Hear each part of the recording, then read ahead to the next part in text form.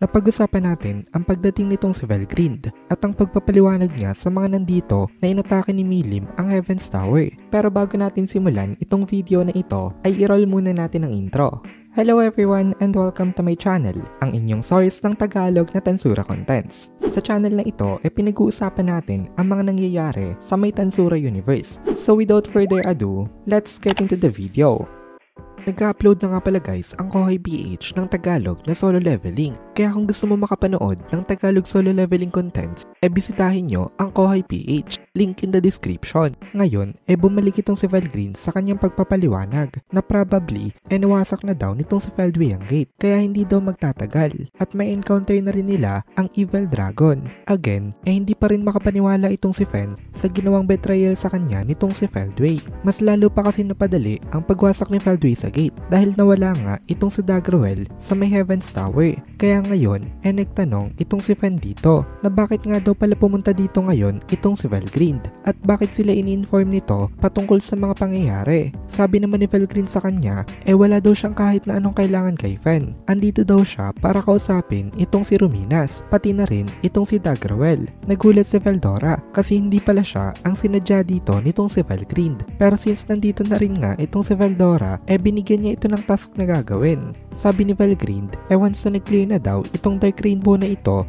pumunta daw itong si Veldora sa may Sacred Tree at i-guide daw ni Veldora itong puno na ito. Kasi nag-fail daw once itong si Feldway na wasakan ng Sacred Tree pero hindi daw ibig sabihin nun hindi na ito mag-a-attempt uli. Ngayon, na-controlled na uli nito si Milim siguradong babalik daw ito dito. Habang nag-uusap nga pala ngayon itong sila Valgrind, on the way na itong sila Milim. Napasabi na lang itong si Veldora na talagang seryoso daw pala itong si Feldway sa pagwasak dito sa kanilang planet. Sabi naman ni Valgrind, oo daw, kaya gawin daw nilang lahat ang mga best nila para mapigilan ito. Then napatingin itong si Veldora kay Ruminas at tinanong niya itong si Valgrind kung ano daw ang pakay nito dito. Sabi naman ni Valgrind sa kanya, ipapatanggap niya daw kay Ruminas ang mga refugees, yung mga Titans na iniligtas nila kanina kasi Dharmagay niya daw ang magiging frontline. Kaya kailangan nila na ma-evacuate totally dito itong mga Titans or else hindi makakasurvive itong mga ito.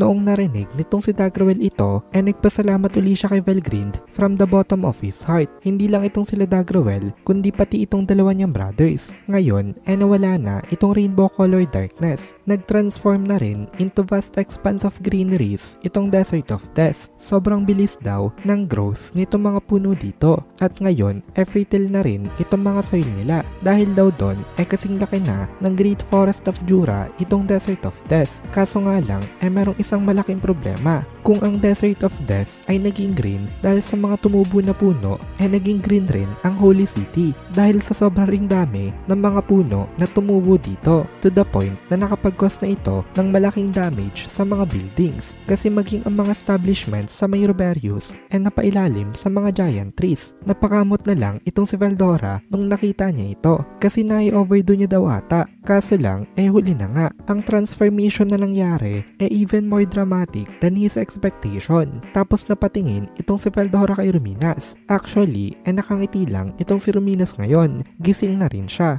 Nakangiti ang mukha niya pero napaka-evil ng inilalabas niya na aura. At ngayon, papalapit ito ng papalapit sa may direction nitong si Veldora at nagsalita ito sa kanya na meron naman daw siguro magandang paliwanag dito itong si Veldora. Nanlumo na lang bigla itong si Veldora dito kasi napasama na naman ang perfect plan niya. Imbis na maging thankful itong si Ruminas galit sa kanya ito ngayon. Kaya kinailangan i-rethink itong si Veldora kung ano ba ang kanyang next move. Pero hindi na siya nakapag-isip agad kaya nagsabi na lang itong si Veldora dito na teka lang daw, isa daw itong malaking misunderstanding. May purpose daw talaga ito. Meron daw itong deeper reason kung bakit ganito ang nangyari.